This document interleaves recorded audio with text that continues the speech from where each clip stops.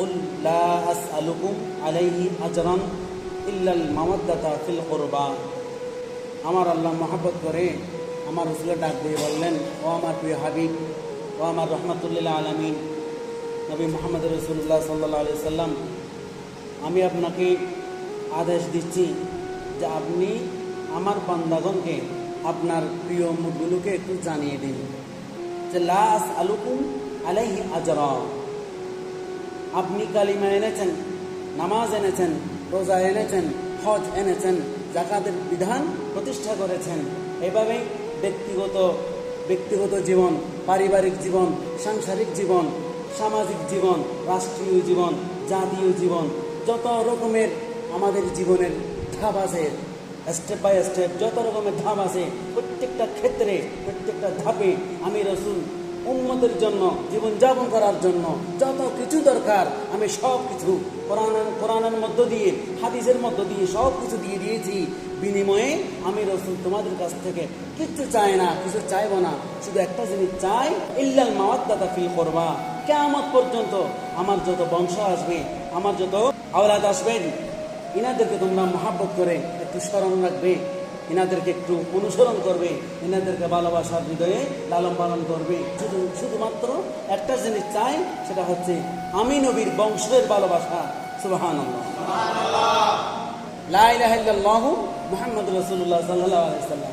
আমার রাসূল বলে দিলেন, যে ব্যক্তি মহব্বত নিয়ে লা ইলাহা ইল্লাল্লাহ ফাদাখালাল জান্নাহ, অর্থাৎ লা ইলাহা ইল্লাল্লাহু মুহাম্মাদুর রাসূলুল্লাহ সাল্লাল্লাহু আলাইহি ওয়াসাল্লাম, যে ব্যক্তি মহব্বত নিয়ে এই কালিমা পড়বে, সেই ব্যক্তির সাথে সাথে জান্নাতি। সুবহানাল্লাহ। কিন্তু বর্তমানে ওই হাদিসটা রহিত হয়ে গেছে।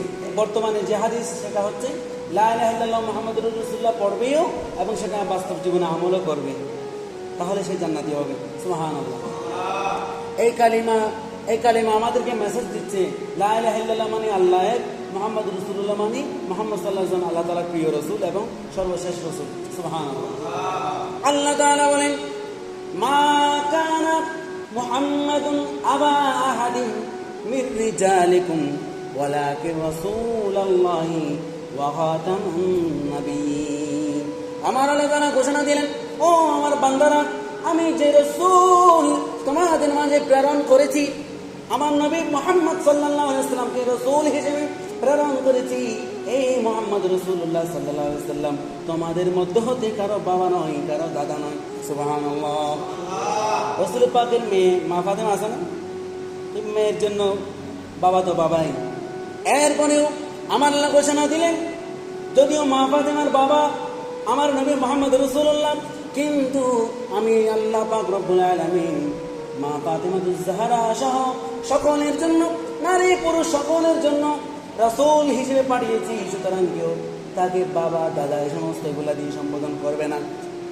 ওয়ালাকিন রাসূলুল্লাহ, তিনি হলেন একমাত্র আল্লাহর রাসূল এবং ওয়া খাতামুন নাবিয়্যিন, যে নবীর পরে আর কোন নবী আমি আল্লাহ পাঠাবো না, আমি আল্লাহ আর কোন নবী পাঠাবো না।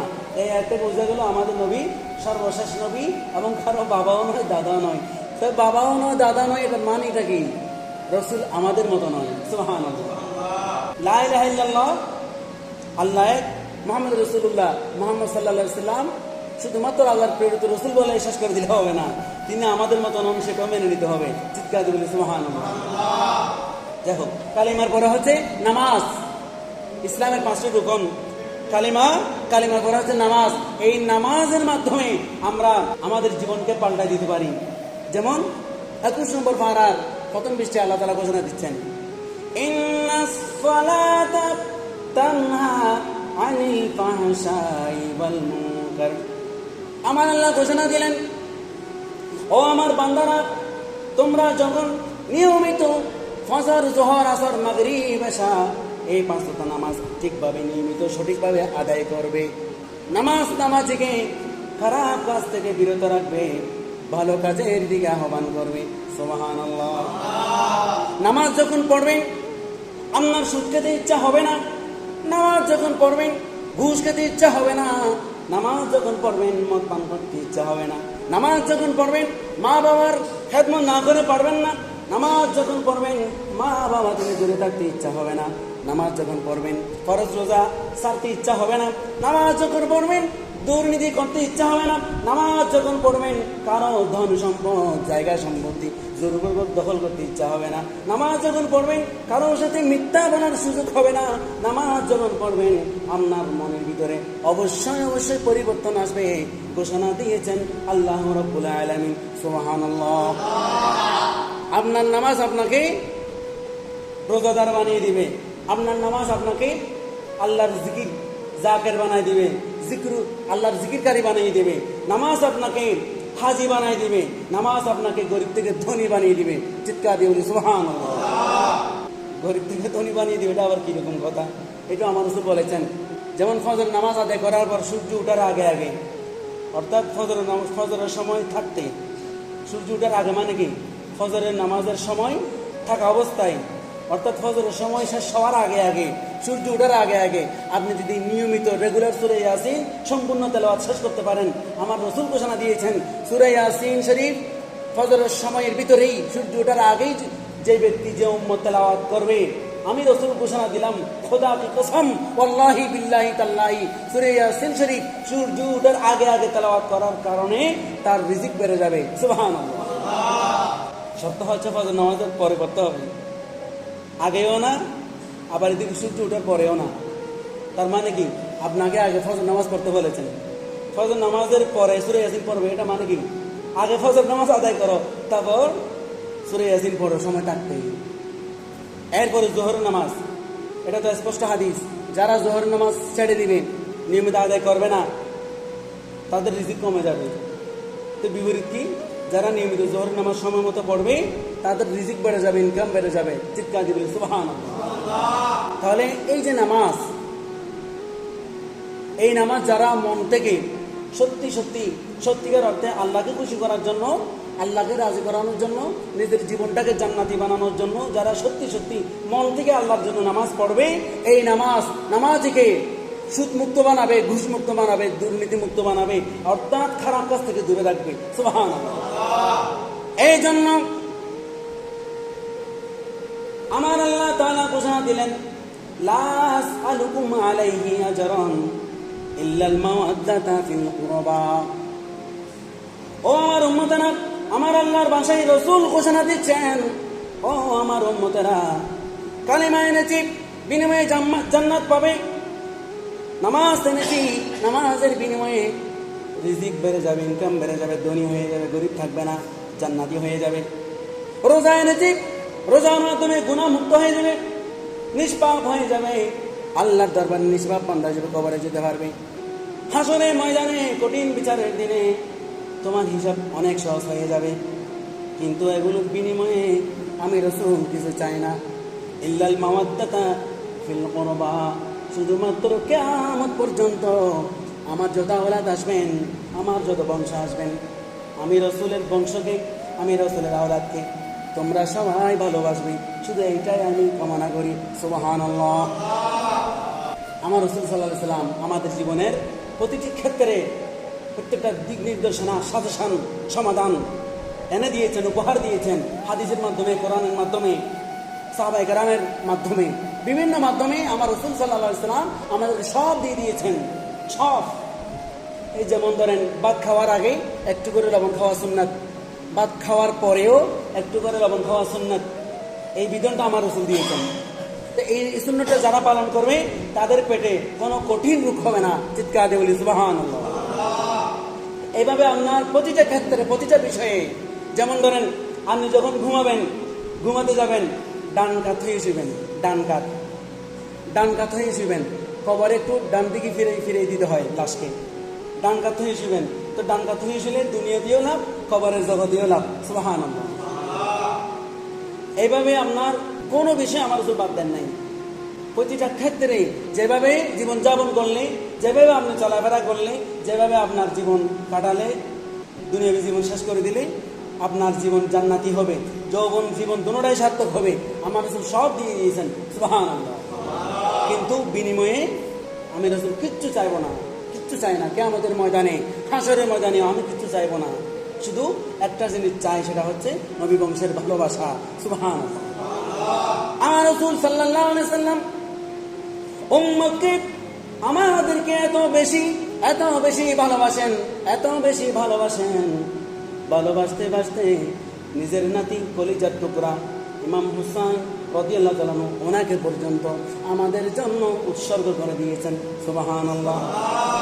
রাসূল পাক সাল্লাল্লাহু আলাইহি ওয়াসাল্লাম চাইলেই দোয়া করতে পারতেন, ও আল্লাহ, আমার ইমাম হুসাইন তো যুদ্ধ করার জন্য যাচ্ছে কারবালার প্রান্তরে, কারবালার ময়দানে।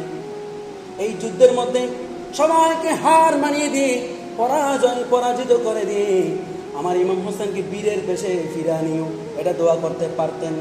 কিন্তু আমার রাসূল সাল্লাল্লাহু আলাইহি ওয়াসাল্লাম ইমাম হুসাইন রাদিয়াল্লাহু আনহুর জন্য, ইমাম হুসাইন রাদিয়াল্লাহু আনহু বাঁচিয়ে রাখার জন্য দোয়া করেন নাই, উল্টো আরো দোয়া করেছেন, ও আল্লাহ, আমার ইমাম হুসাইনকে যখন জালিমরা জুলুমের শিকার করবে, গলায় তরবারি চালাবে, ছুরি চালাবে, বিভিন্ন মাধ্যমে আমার ইমাম হোসেনকে কষ্ট দিবে, বিপদ, এই কঠিন মুহূর্তে আমার ইমাম হোসেনকে ধৈর্য দান করো। সুবহানাল্লাহ।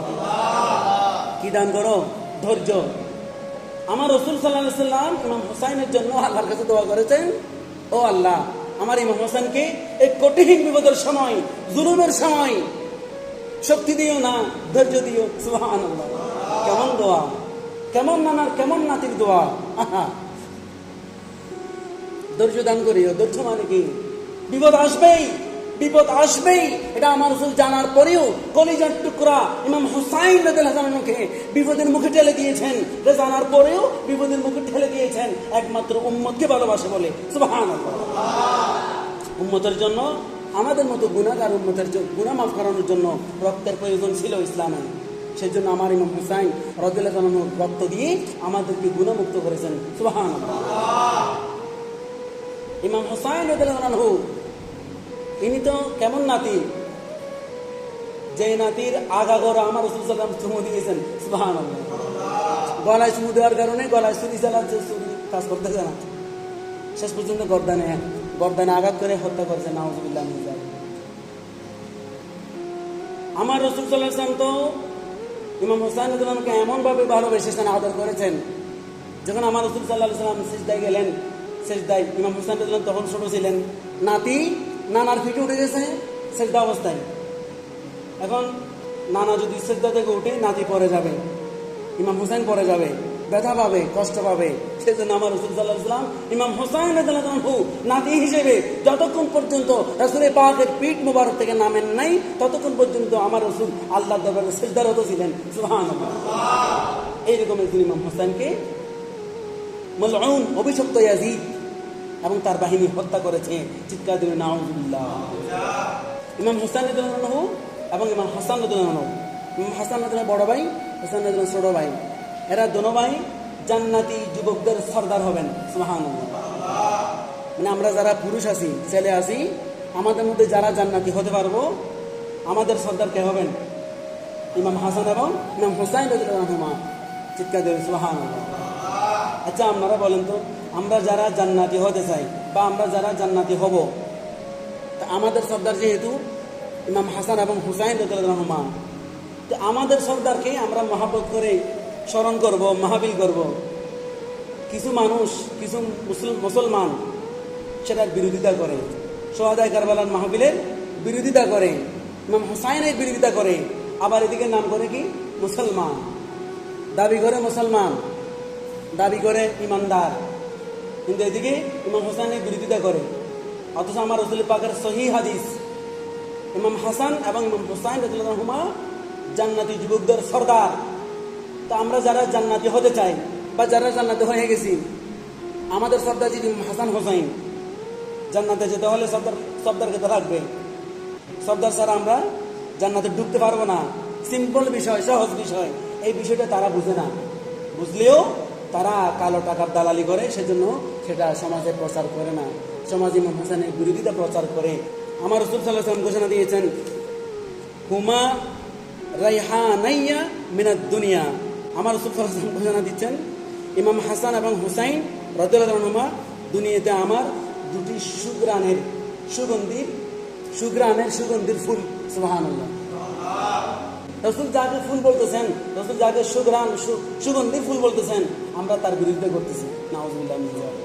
যারা হত্যা করেছে, যারা ইমাম হোসেনের জন্যকে কারবালার ময়দানে জুলুমের শিকার করেছে, হত্যা করেছে, শাহাদত করে দিয়েছে, তারাও কিন্তু হত্যা করার আগেও নামাজ পড়েছে, আবার হত্যা করার পরেও নামাজ পড়েছে। নামাজের শেষ রাকাতে দরুদ ইব্রাহিম আমরাও পড়ি, তারাও পড়েছিল। আল্লাহুম্মা সাল্লি আলা মুহাম্মাদিন ওয়া আলা আলি সাইয়্যিদিনা মুহাম্মদ কামা সাল্লাইতা আলা ইব্রাহিম ওয়া আলা আলি ইব্রাহিম ইন্নাকা হামিদুম মাজিদ। এরপরে বলা হচ্ছে আল্লাহুম্মা বারিক আলা মুহাম্মাদিন, এরপরে বলা হচ্ছে ওয়া আলা আলি মুহাম্মদ। এই আলি মুহাম্মদ মানে কি? ইমাম হাসান হোসেন। আলে মুহাম্মদ মানে মা ফাতেমা জাহরা। আলে মুহাম্মদ মানে কিয়ামত পর্যন্ত নবীর বংশ দিয়ে নবীজির রক্ত মুবারক যাদের শরীর থাকবে, আওলাদে রাসূল হবেন, তারা সুবহানাল্লাহ। আলে মুহাম্মদ, আলে নবী, আলে মুস্তাফা মানে কি? আহলে বাইতে রাসূল। আহলে বাইতে রাসূল মানে আলে মুহাম্মদ, আলে মুহাম্মদ মানে আহলে বাইতে রাসূল, অর্থাৎ নবীর বংশ, সুবহানাল্লাহ। তো ইয়াজিদ এবং ইয়াজিদের সমর্থক যারা আছে, তারা তো নামাজের ভিতরে আল্লাহুম্মা সাল্লি আলা মুহাম্মদ, ও আল্লাহ নবী মুহাম্মদ সাল্লাল্লাহু আলাইহি ওয়াসাল্লামের উপরে দুরূদ পাঠ করো। কারা বলতেছে? ওই নামাজের ভিতরে দরুদ ইব্রাহিমে ইয়াজিদরা বলতেছে। আমরাও তো বলি, আমরা তো হোসেনের পক্ষে, সেজন্য আমরা বলি। তারা তো হোসেনের পক্ষে না, কিন্তু তারা ওই নামাজের মধ্যে শেষ বৈঠকে দরুদ ইব্রাহিম যেটা, সেটার মধ্যে বলতেছে আল্লাহুম্মা, হে আল্লাহ, সাল্লি আলা মুহাম্মদ, মুহাম্মদ সাল্লাল্লাহু আলাইহি ওয়াসাল্লামের উপর দুরূদ পাঠ করো, সুবহানাল্লাহ। এবারও কি বলতেছে? ওয়া আলা আলি মুহাম্মদ, মুহাম্মদ সাল্লাল্লাহু আলাইহি ওয়াসাল্লামের বংশ যারা আছে, পরিবারের সদস্য যারা আছে, তাদের উপরেও আল্লাহ তুমি দরুদ পাঠ করো, সুবহানাল্লাহ। লাভ কি?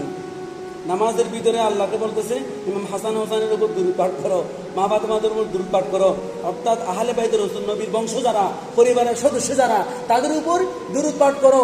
ইয়াজিদের প্রার্থনা আল্লাহর কাছে।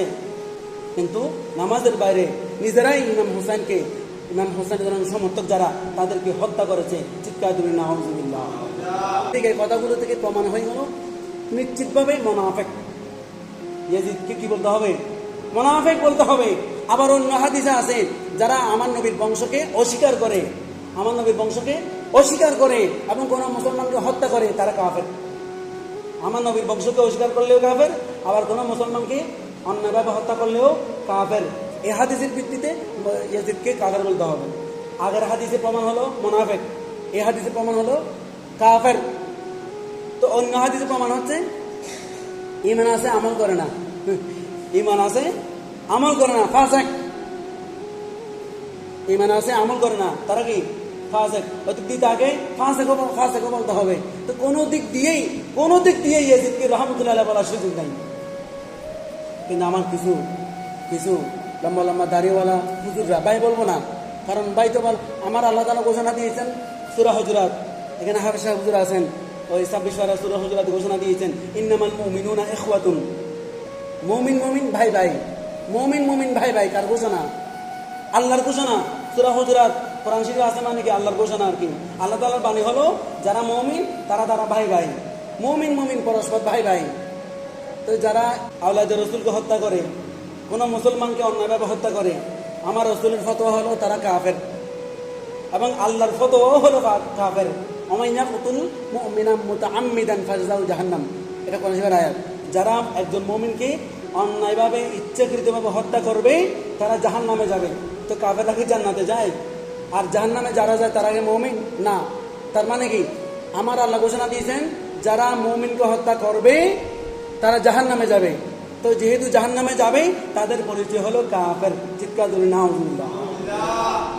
তো ইমাম হোসেন উনি প্রথমত আমার রাসূলের উম্মত, দ্বিতীয়ত উনি একজন মুসলমান, 3 নম্বর উনি জান্নাতি যুবকদের সরদার, 4th নম্বর উনি একজন মুমিন ইমানদার। তাহলে একজন মুমিন, একজন ইমানদারকে হত্যা করা হয়েছে, একজন নবীর সদস্য, পরিবারের সদস্যকে হত্যা করা হয়েছে, একজন জান্নাতি যুবকদের সরদারকে হত্যা করা হয়েছে। মানে কোনোভাবেই কোনো দিক দিয়ে ইয়াজিদ ছাড় পাবে না, কোনোভাবেই। কাফের বলতেই হবে, মালউন অভিশপ্ত বলতেই হবে, ফাসিক বলতেই হবে, মুনাফিক বলতেই হবে। মুনাফিক বলার জন্য যা যা দরকার ইয়াজিদের ছিল, কাফের বলার জন্য যা যা দরকার ইয়াজিদের ছিল, ফাসিক বলার জন্য যা যা দরকার ইয়াজিদ এবং ইয়াজিদের গোষ্ঠীর সমর্থকদের ছিল।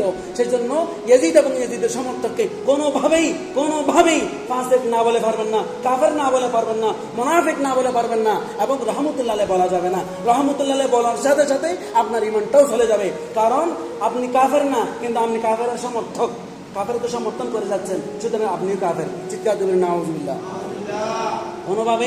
কোনোভাবেই ইয়াজিদকে আপনি সাথ দিতে পারবেন না যদি ইমাম হোসেন রাদিয়াল্লাহু অন্তরে লালন করে থাকেন।